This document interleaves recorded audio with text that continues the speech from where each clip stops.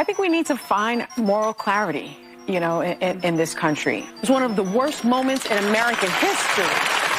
And when you think about the worst moments in American history, oh, this is gonna be great. What in the world? They just don't learn. It's almost like they're so heavily invested in this big lie that they have no other choice but to just keep lying. The media, for at least the last 8 years, has willingly gone along with our government to deceive the American people about many things, like Russian collusion, the Hunter Biden laptop, and they've been outright lying to the country for the last 4 years about who's actually controlling America. And now, once again, on January 6th, the Spew and Legacy Media are continuing to push this false narrative about what actually happened in 2021. I think we need to find moral clarity, in this country. Look who's talking. And I just remember after January 6th, you had someone like Mitch McConnell placing the blame on January 6th where it belonged, squarely on Donald Trump's shoulders. Mm-hmm. And then you started seeing people backtrack that and losing their moral center. You had Condoleezza Rice, I believe, on this very show saying, we need to move on from January 6th. I say no. You don't move on, because January 6th was an atrocity. It was one of the worst moments in American history. And when you think about the worst moments in American history, like World War II. What? Things that happened, like the Holocaust. Say what? Chattel slavery. What the actual did you just say to me right now? We need to never forget, because past becomes prologue if you forget and erase.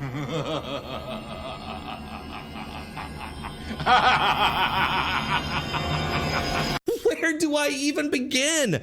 There is no way that any sane person believes that a minor riot is somehow comparable to a Holocaust or a world war that went on for multiple years and killed millions of people. One, we only ever commemorate right-wing violence, while the much more prevalent left-wing violence just gets memory hold. Like the attack on the White House in June of 2020 that left 60 Secret Service agents injured, while all charges were dropped and never to be spoken of again. We need to never forget, because past becomes prologue if you forget and erase. This is quite literally an alternate reality created by the very same people who have been lying to you for the last 4 years about Joe Biden's cognitive decline. You're seeing this exact kind of insane sentiment all throughout the legacy media, where they're warping reality by twisting some facts and omitting others that are inconvenient to their narrative. They are martyrs in the minds of Donald Trump, and I want to be very clear, not just Donald Trump, Joe, millions of Americans.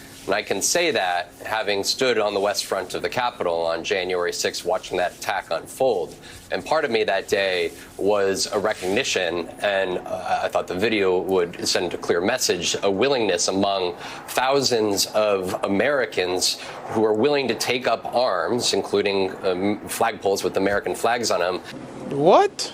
And yet what we watched unfold over these last 4 years was an effort by Donald Trump and his allies to wage a campaign not just for political victory, but to come to the defense of those attackers that we watched violently attack the Capitol. There was, among some Americans, denialism about who attacked the Capitol that day, a rejection of the video and the convictions and the admittance of guilt that so many of these Trump-aligned, pro-Trump attackers went before the courts and admitted to their own violence. For so many, there was a denialism, but others, there was a dismissiveness. And for another great segment of this country, there was a justification that increasingly became relevant here in the lead up to 2024 election. Everything that guy just says is bullshit.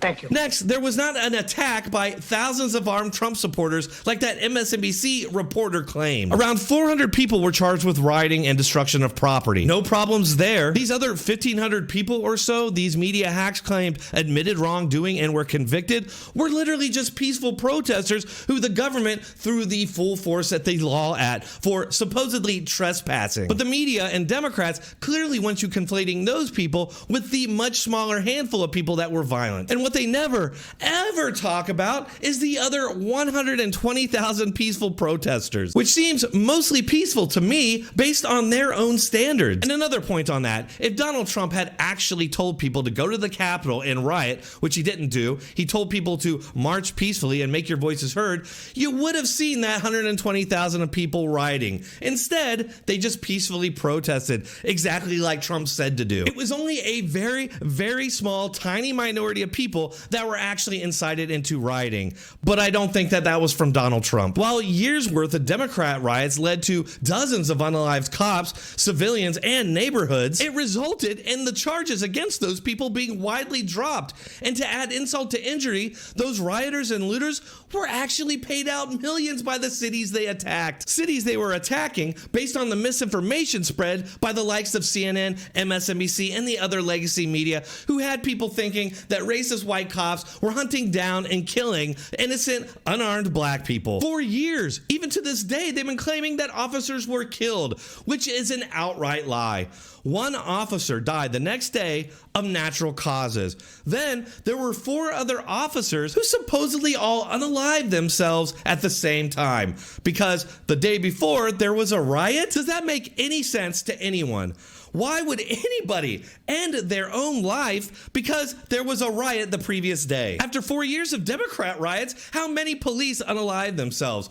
The answer, as far as I can tell, is 0, because that makes absolutely no sense. Which leads you to another question. Why has the press never asked this question? Instead, they just do what they always do and go along with whatever the government tells them. It seems like an obvious question to ask why these police officers would do that to themselves because some people rioted the day before. It makes much more sense that these police either knew or saw something that made them a liability, and they were taken out because of that. Which is probably why nobody wants to talk about it, because they don't want to be unalived too. People with critical thinking skills notice these things. By the way, why is the Capitol protected with fences and enough officers today, but not on J6 2021? Why was Ray Epps inciting people to storm the Capitol, then treated as a victim of right-wing conspiracy theories by the same legacy media and Democrat Party that compare peaceful protesters to attacking Japanese soldiers? Why has Biden's DOJ spent so much time targeting their political opponents? Why have the assassination attempts and so-called failures of the FBI and U.S. Secret Service already in the process of being memory holed? People notice these things, and it's why they have rejected the media's version of events, because the media constantly lies. And they don't just lie randomly, they seem to always lie in service of the Democrat Party and so-called deep state. All right, folks, did I miss anything? Let me know in the comments, and if you're still here, make sure to hit that like button and subscribe.